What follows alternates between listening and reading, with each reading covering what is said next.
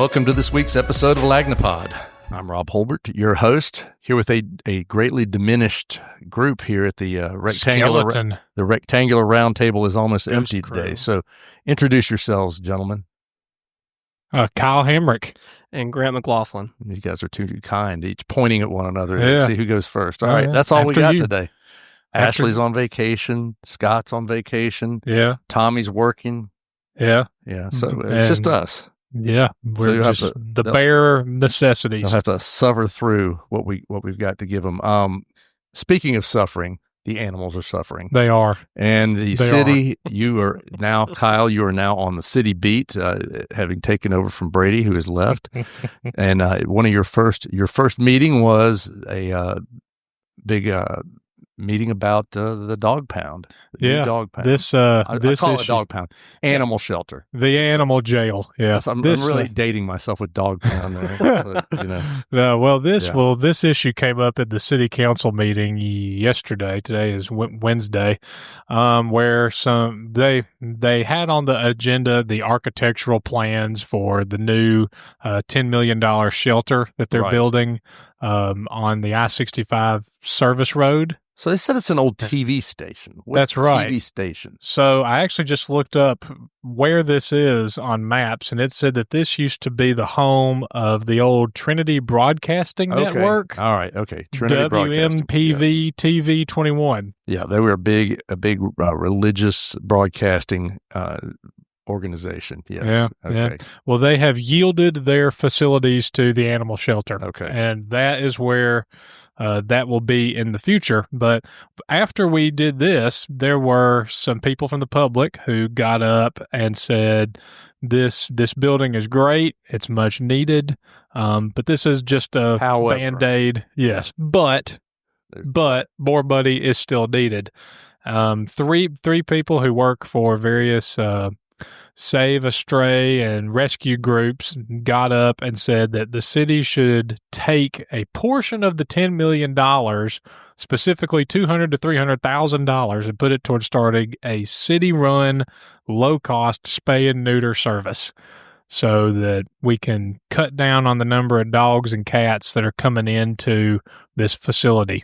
I think they gave some numbers that were kind of astounding, didn't they? About as That's far right. as like what one pregnant dog could lead to in That's in right. X amount There of was time, or cat. there That's was a- a particularly crazy one where one unspayed female dog and her 6 puppies could combined create 67,000 more dogs over the next 6 years. that seems insane. I don't know what Right. kind of research had to go into this to come up with that figure, but it was nuts. It was That is absolutely nuts. That's a big number. That's a lot of dogs. And then somebody said that it's a very bit busy pack. Of the Do we get 7 any cat numbers like that? Do we have any kind of cat reproductive numbers? Cat numbers are kind of hard to come up with because you have to take into account every life that they have. Oh, so that's Multiply there's it by some 9. Yes. there's some algebra that has to be done there. Yeah. But also of the 7,000 cats and dogs that are surrendered to the county every year, Yeah. apparently half of those come from inside the city limits. Yeah. And the current shelter can only hold 110 dogs. So they're stacking these things up like cordwood down there. Well, trying to make space for that's a them. lovely visual there. But yeah, I mean, so this is going to be a much larger facility, obviously, and it's Right. obviously, I think everybody agrees it's much needed. But It is. But the concept of whether we're going to divert some money from the actual building to having more of a spay and neuter program Right. is really where the issue Where the is issue right now, was. right? And the finance director for the city, that the $10 million that's been set aside, you can't break a portion of that off and give it to And do spay and something neuter. else, right? But the pathos of the speeches was so strong that the city council seems poised to look into this. So they might Offer drum some more up money. drum up some other funds that they can commit to. Because you had some folks out there who are doing this already, right? And they're doing a pretty significant amount of spay and neutering That's right. already. That's right. There's this one guy, Garrett Williamson, who got up. He works with Save a Stray, which is he a and new his wife, I believe, are both doing. That's right. That's right. It's a new nonprofit that, since starting in January, has already spayed and or neutered. I think it was like 2,500 dogs and cats or something, and that they were on track to do 5,000 by the end of the year. So it's they cut down like what that's like a million dogs that are going to keep being born, right? That's right. Yeah. Something along those lines. But my math may be off a little bit. Mine would definitely be off here. Well, it is a big issue, and I mean, it's definitely something where if you've ever gone to the animal shelter and you go out there and see it, it's obviously nobody wants to see the dogs and cats in bad shape and right. In a bad facility. And so I think it's something that's been on the city's agenda for a long time, and it's something that needs to be done. Hopefully they can get that done. And if they find some money to do some spay and neutering as well, maybe it'll cut down on the overall problem. Yeah, that'd be great. Well, just moving on. We got other things. Grant, one of your first things that you've dealt with was here as a new Lagnia reporter. The Hangout Fest is coming back, right? Yeah, it'll be coming back next. It'll be coming back next May, and the City Council for Gulf Shores pretty quickly made that decision during the meeting. But I gotta say, it was very interesting to see the numbers that they had collected during a public comment period.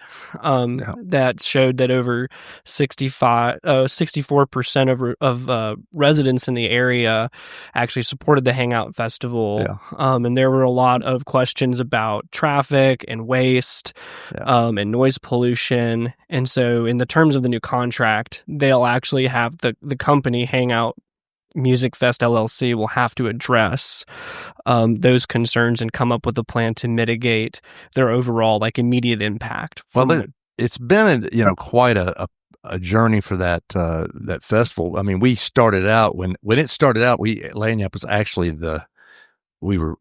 we did the guide for them. We were the corporate guide. I mean, they called me up and said, "Hey, AJ Nyland, who was the promoter at that time, AJ called me up and we'd done some work with him. He said, 'Hey, Rob, we're going to do this festival. Will you guys put together a guide for it?' And I said, 'Yeah, sure.' I had no idea what they were doing. I just kind of thought it's going to be a nice festival. He's done a lot of good work around here. I didn't know what it would entail.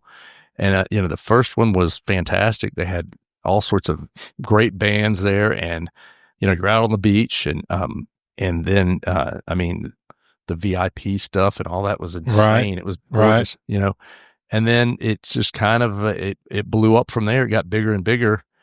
And then I think it's, one of the things that you've started to hear over the last few years was, some blowback from the community. There's a lot of traffic and a lot of people coming in town that are, crazy. Sleeping in your yard and doing all sorts of things. If probably the least of problems of sleeping in your yard. That's true. But last year it was replaced by the sand in my boots. Sand in my boots. Sand in my boots. I always want to call it the sand in my crack, but the sand in my crack fest. I had heard several iterations of sand the in something. Yeah. Snake in my boot, sand in my boot, whatever. Yeah, something. There's something, but it's the Sand in My Boot Festival. Very country oriented, but it was never. It was always kind of said they're going to come back with the Hangout. Yeah, and I guess the discussion was sort of, are they going to have both of them? It doesn't sound like that is on the table at this point. I don't know, but so I think that's also a pretty interesting part of the contract, which was renewed, which as we reported was renewed for a year with a 2-year option for 2027 as well. Was that the new contract stipulates that the promoters, the runners of the festival, can redesign the vibe. Much like they did with Sand in My Boot. Yeah.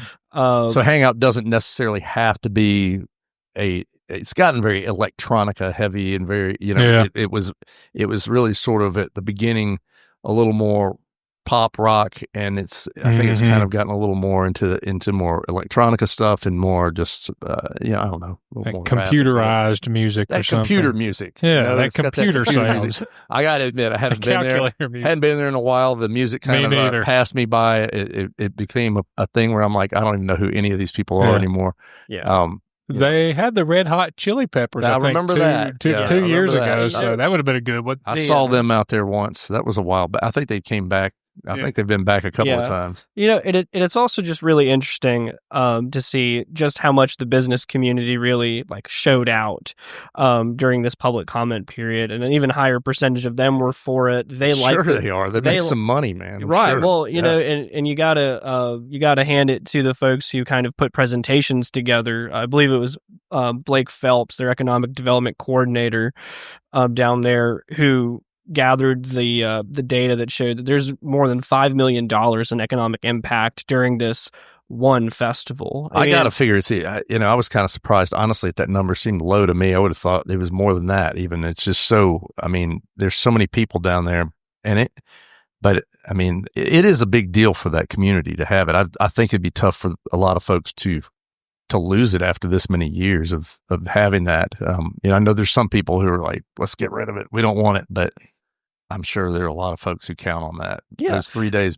generate some serious money for them. Yeah, and there were some folks at the council meeting who still had questions about possibly taking some of the revenue and earmarking it for like certain residential amenities, as it was termed during the meeting. Fences in front of their houses. So whatever it may be. But and the council said that they possibly look at that in the future. So I do feel that it was a pretty good round table discussion before they up and just re-up the contract. Yeah. All right. Well, we're going to take a quick break. We'll come back and talk a little bit more.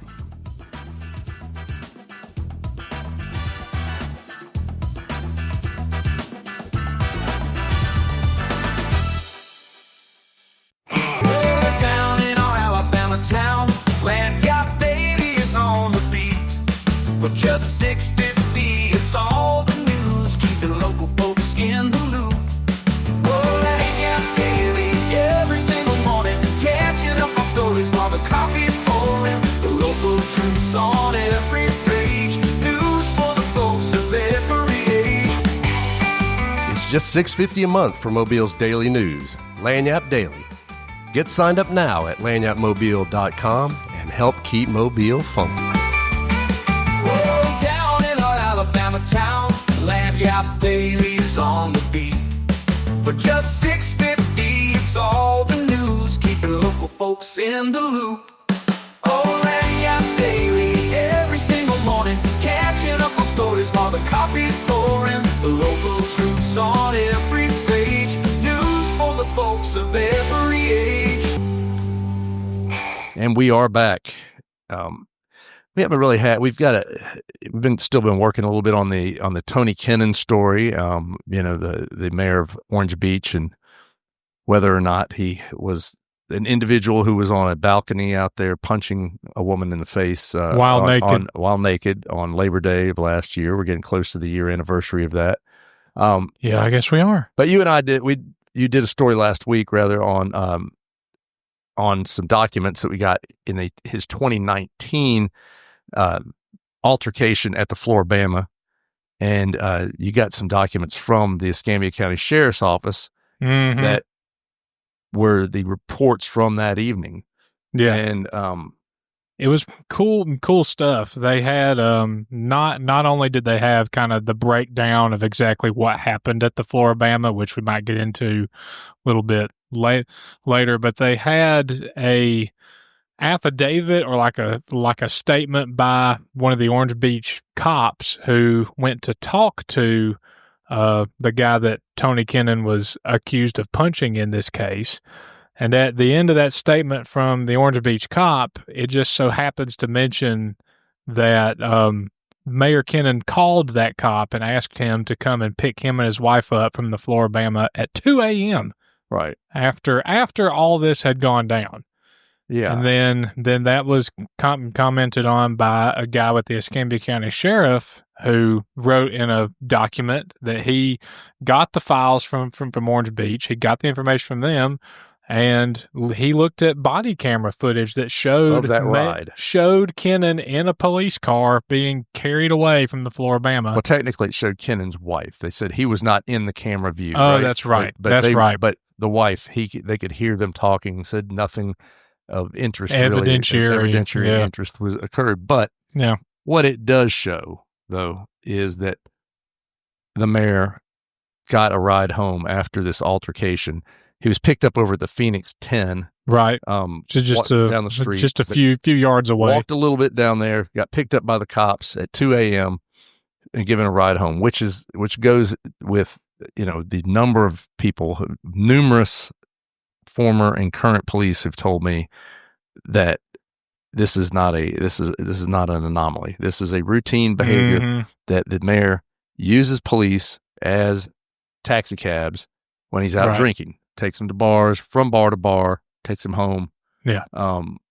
And he calls and asks for this. Right.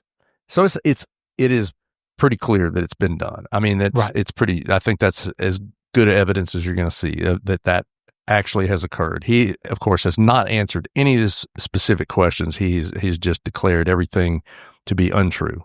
Yeah. Whatever that means. Blanket. I don't know if he's saying that all the police reports that we're reading are untrue. What is untrue? Yeah. But speaking of untrue, his comments to TV stations after the altercation in 2019, I think if you go back and look at those, and we've posted the police reports and also added links to those TV reports online, so you can go back and look. And you can listen to what he has to say. And his claim to WALA and to WPMI was that he and his wife were standing out there hand in hand after a lovely dinner together, standing out waiting for an Uber.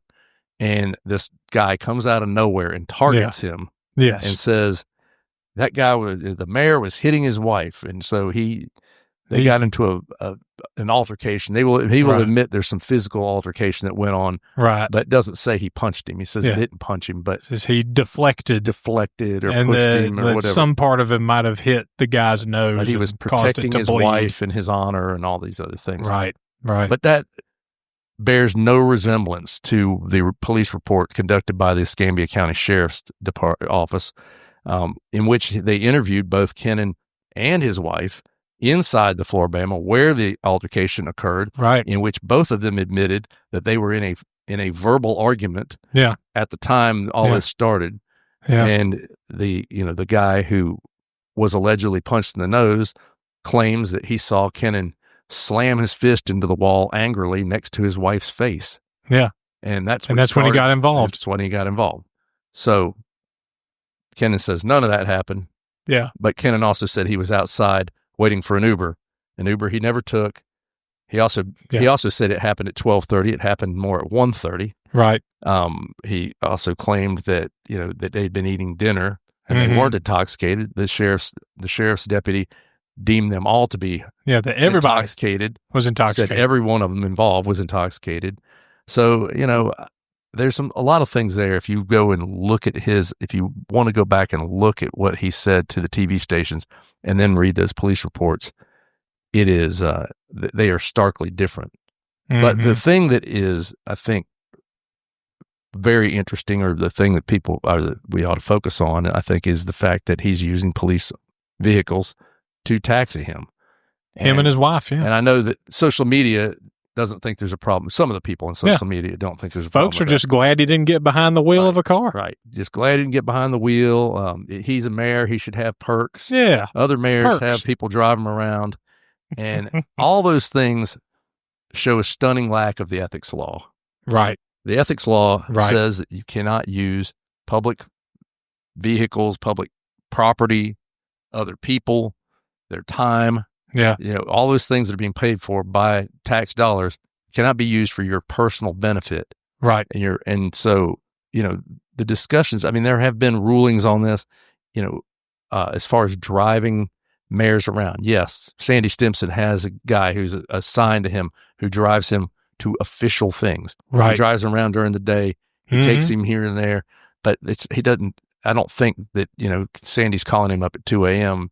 drunk somewhere saying, "Come get me," or calling up just any officer from MPD. On duty officers on top of that. And that's the thing that I think people aren't really giving much thought to is the concept if that is okay, then is it okay then for all of the city council people in the town to go out and the mayor to go out and then maybe the county commissioners to go out and everybody who's elected can go out and get hammered, call a cop and have them take them home. Yeah. We can pull 7 or 8, 9, 10 on-duty cops off the streets right now to drive drunk elected officials around. And, I think that's, I think there's a definite problem there, and it's definitely, I don't have any doubt that it is, that what he was doing is a violation of the ethics law. It doesn't appear to me to be ethical, what he's done. I mean, that has been clearly lined out in ethics opinions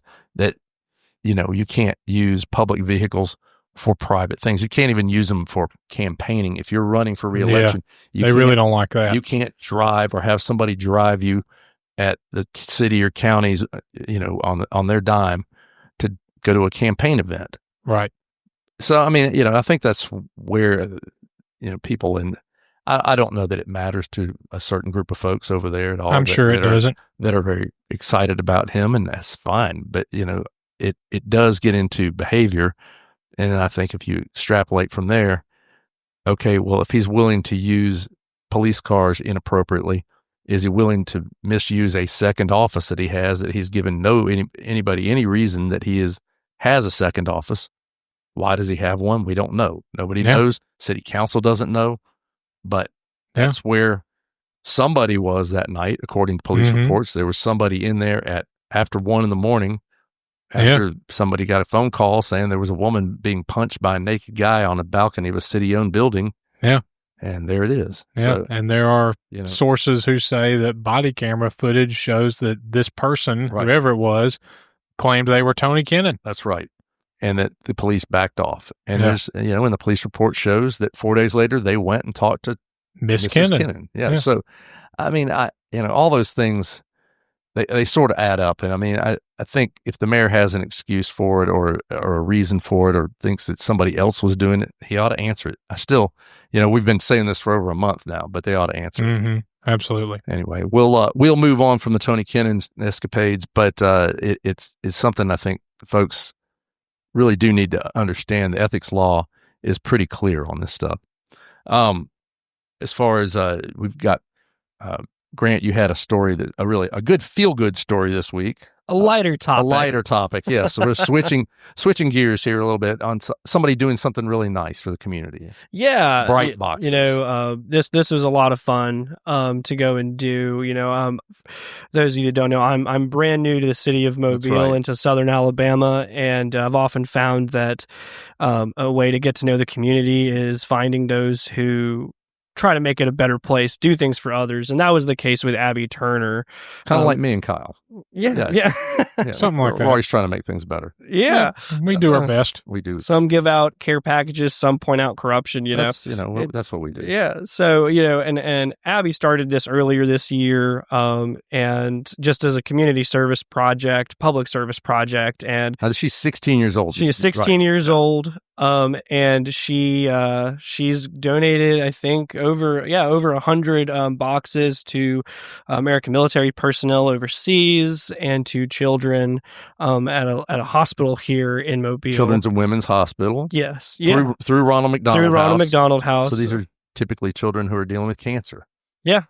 And they want more boxes. They want to continue partnering, doing boxes for adults. So what are in the boxes? I'm sure everybody's wondering. So when she sent in a box for the kids, what's in those boxes? Yeah, so you've got like colored pencils. You've got like one of those like stick hands that you like throw and it sticks to a piece of paper and you can yank it back. You've got a little puzzle, a little poppet, a fidget spinner. Fidget spinners. Fidget spinner. Goodness. Yeah, those are good. Those are great. But things for kids to occupy some time with and do things, maybe take their mind off the terrible stuff they're going through at that point, which is really cool. Yeah, it's a great project, and she's literally launched it off the ground within a matter of weeks. Yeah. And now she's even in discussions with a local nonprofit, Cops for Kids, run by former Mobile Police Department officer Jeremy March, to continue that work to maybe more hospitals for children. Yeah. And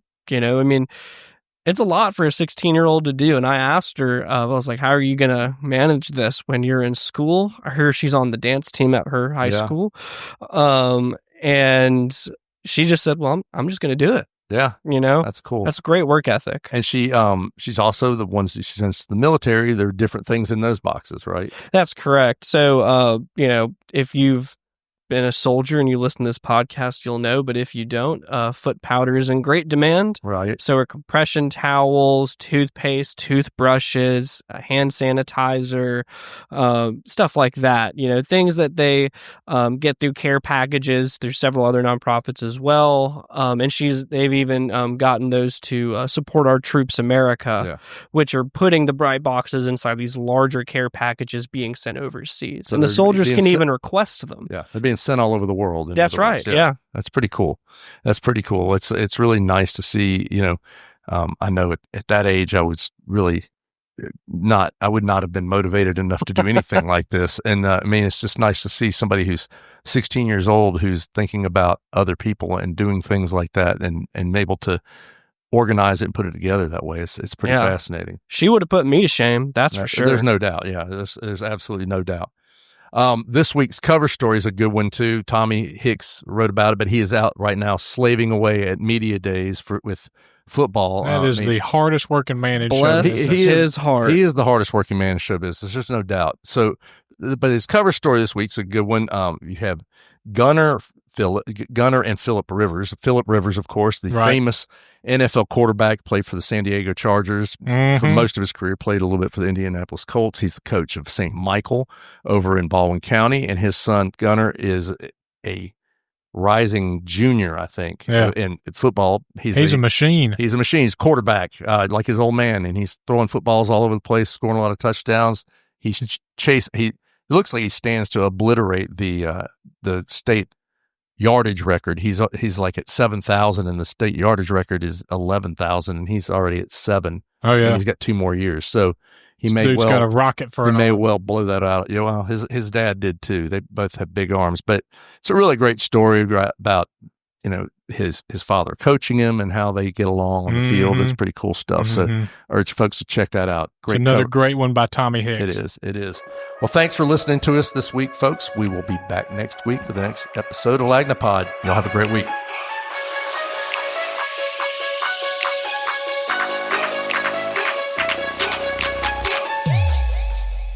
The Lagnia-POD is a Something Extra publishing production.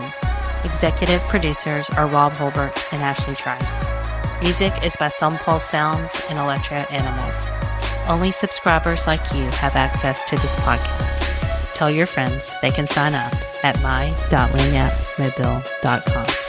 For advertising opportunities, please call 251-450-4466.